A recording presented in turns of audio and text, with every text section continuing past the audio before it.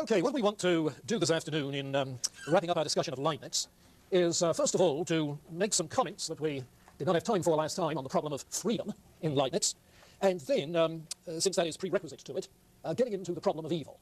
Leibniz theodicy, of which you have an abridgment in the anthology, Leibniz theology is one of the classics in the whole history of thought, dealing with the problem of evil. So that's where a lot of the focus will be. But plainly, if Leibniz, as a Christian thinker, is going to be dealing with evil, moral evil in particular, he will be expected to have recourse to Augustine's free will argument. And consequently, the question of human freedom becomes very important.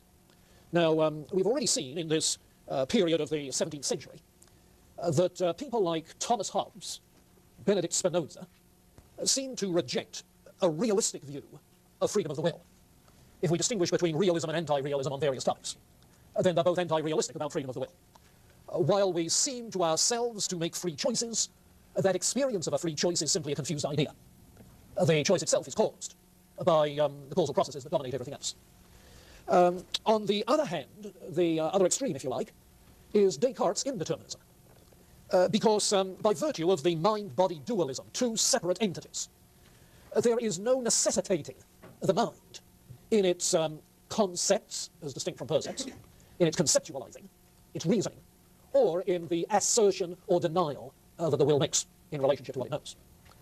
The human will, according to Descartes, seems to operate in something of a causal vacuum, a completely indeterminist situation, which is only possible because mind, of which will is a function, mind is a separate entity, functions independently, not causally dominated, though cause-effect connections between mind and body do occur in relationship to physical stimuli producing sense responses, emotional feelings, so forth. But the will remains free. Now, Leibniz then, in this context, is, if you like, caught between the devil and the deep blue sea. Which way is he going to go? But remember that he is developing a different kind of metaphysical system. His is not the kind of mechanistic materialism of a Hobbes, nor, on the other hand, is his simply an indeterminist kind of system in which all you have is efficient and material causes, as in the case of Descartes. Remember, he's developing a teleological metaphysic. He talks of intrinsic essences for every monad, so that it has its own potency, pre-established, to be actualized. And you get the picture from thinking about his theory of monads, that everything a monad does is due to the inner nature of that monad, which is, as it were, pre-programmed to function as it does. Now, at first glance, that seems to imply some kind of inner determinism, some kind of inner self-determination. What I do is determined by my individual nature, and all natures are individual, determined by my individual nature. But the question then boils down to this: whether my choice is determined by who I am, by my nature, and if it is, whether I can modify who I am, my nature. Let me say that again. Whether my choice is determined by my nature, by who I am, or whether I can modify my nature, who I am, within parameters. In other words, am I free to have an effect on my nature even if I'm not completely free to choose? If we grant that my choices are constrained by the essence, which is mine, do I have any power to modify in any regard my essence? That's the way the question seems to come out. Now, initially, you find some passages in Leibniz in which he seems to reject necessitarianism, the view that choices are necessitated, a matter of causal necessity. Let me draw your attention to two of those, one of them in the anthology on page 223, which is the abridgment we have of the Theodicy. And let me read what he says in the first column about a third of the way down. The predetermination of events by causes is just what contributes to morality instead of destroying it. You're familiar with the old objection that determinism would destroy morality because it would rob us of individual responsibility. So the predetermination of events, he says, is what contributes to morality instead of destroying it. Causes incline the will without compelling it. Okay, sounds like there's some residual freedom. Causes incline the will without compelling it. This is why the determination in question is not necessitation. It is certain, to him who knows all, that the effect will follow the inclination, but the effect which implies contradiction. It is also by an internal inclination such as this that the will is determined, without any necessity. Supposing one has the greatest passion in the world, a great thirst, for example, you'll admit that the soul can find some reason for resisting it, if it were only that of showing its power to resist it. Thus, although one may never be in a perfect indifference of equilibrium, you say there's that causal vacuum, you're never in an indifference of equilibrium. There may be always a preponderance of inclination for the side taken. It never renders the resolution taken absolutely necessary. Now, he seems to be saying there is always some power of contrary choice, granted the inclination. Even if the only reason for resisting the inclination is to show what a he-man you are, you see, there is still that power of contrary choice. Sounds like he's arguing for some degree of freedom. Page 229 has something similar. This is the section 30 from the Discourse on Metaphysics. Section 30. Where he is speaking of the way in which, and this is halfway down the first column, God, in cooperating with ordinary actions, only follows the laws that he's established. And what he seems to have been saying in the other passage, in this one as well, is that God, having established laws, also has complete foreknowledge. Complete foreknowledge. And because he knows what will be done, it can be said to be predetermined. But that does not mean it's necessitated. Hypothetically, it could be otherwise. It's as if there is sufficient reason, but not necessary reason, making that distinction. So back to the passage then on 229. He follows the laws he's established. That is to say, he continually preserves and produces our being. Remember that the process of creating is an ongoing one. Fulguration is a continuous imparting of the power to be. Spontaneously, there's that inner determinism. Or with freedom in that order which the concept of our individual substance carries with itself. So the thinking process and the particular sequencing of ideas is an expression of the freedom to be ourselves. And this can be foreseen for all eternity, by virtue of the decree which God has made that the will always seek the apparent good in certain particular aspects. That's the teleology. He, without at all necessitating our choice, determines it by that which appears most desirable. So it seems that God then, in creating us, creates us with a desire for that which seems most desirable, and that is what we do. Now, of course, God can make certain things appear desirable, so forth.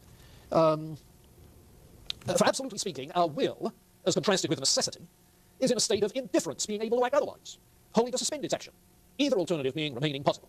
It therefore devolves upon the soul to be on guard against appearances. Appearances, yes, what seems to be good, but really isn't, you see, by means of a firm will. And to reflect, to refuse to act or decide in certain circumstances, except after mature deliberation. So he seems to be saying that we can be confused by appearances, unless, and this sounds like Descartes and Spinoza, unless we make sure of clear understanding as a result of reflection, mature deliberation. Okay?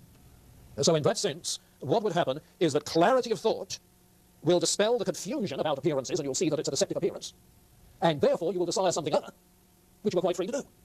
Free, meaning out of your natural inclination for what now appears good. So what appears to you to be good, which is what you're naturally inclined to pursue, what naturally appears to you to be good, may change that appearance when the mind gains sufficient reflection, mature judgment. Now, there's another passage that I think we have to compare with that, back on page 208 in the Monadology. 208, paragraph 30. He's just been saying that it is reason which raises human beings to a knowledge of ourselves and of God, so that by virtue of rationality we can have a clearer understanding of ourselves, and we know God as the good by virtue of rationality. Now, in paragraph 30, by knowledge of necessary truths and their abstraction, we rise to acts of reflection. That's what he was saying earlier, that we need it. We need to reflect. We rise to acts of reflection which make us think of that which calls itself I, to observe that this or that is within us.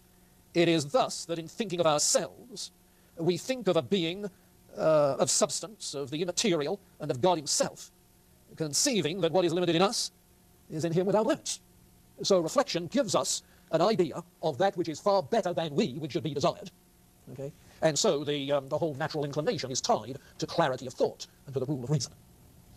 Now, those are the passages which make it seem as if he is arguing for freedom of the will. Now, there's a problem there that emerges when we turn to page 233. 233. Which is in the excerpts from a more fragmentary work labeled here First Truths. First Truths and Necessary Truths. Okay, and at the very bottom of 232, you have this italicized beginning of a paragraph.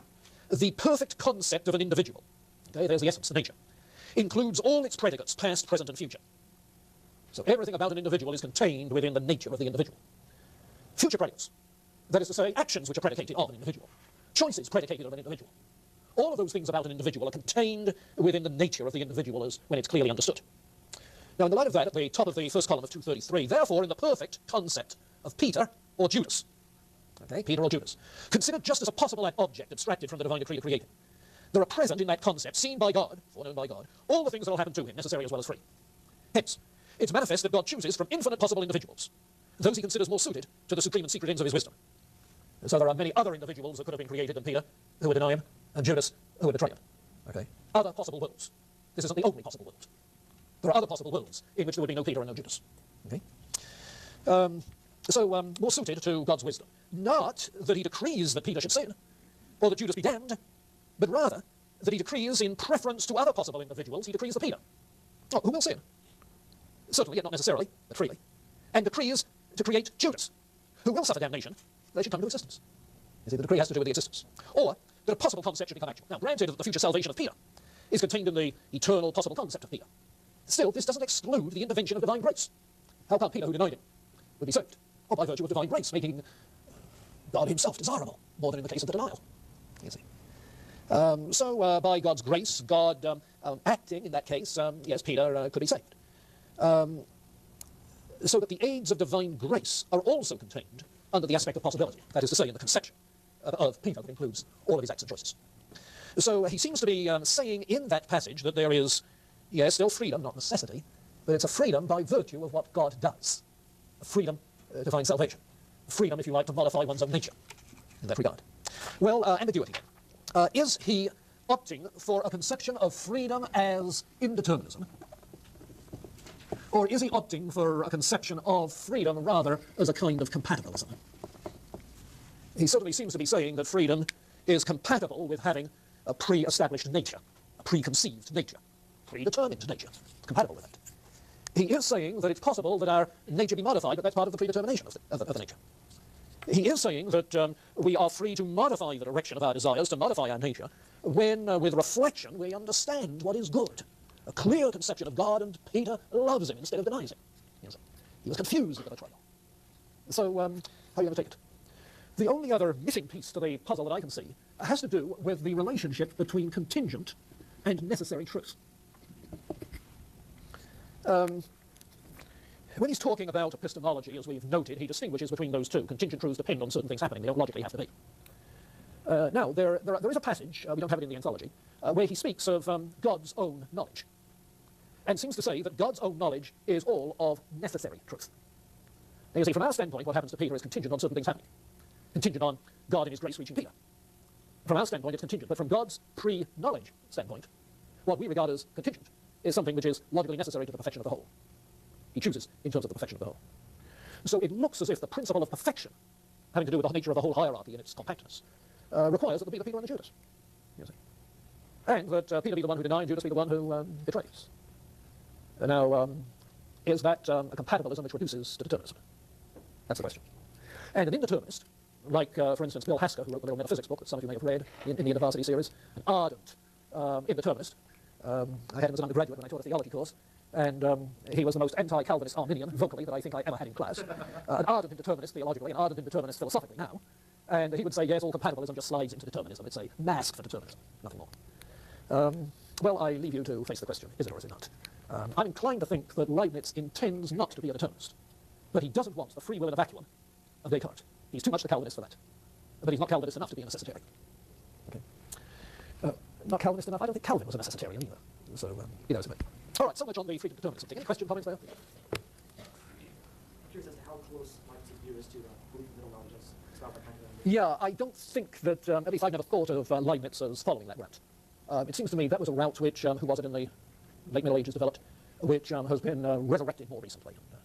I don't know if there's anybody in the book that's going on middle knowledge who has tapped into Leibniz on this or not, I don't know.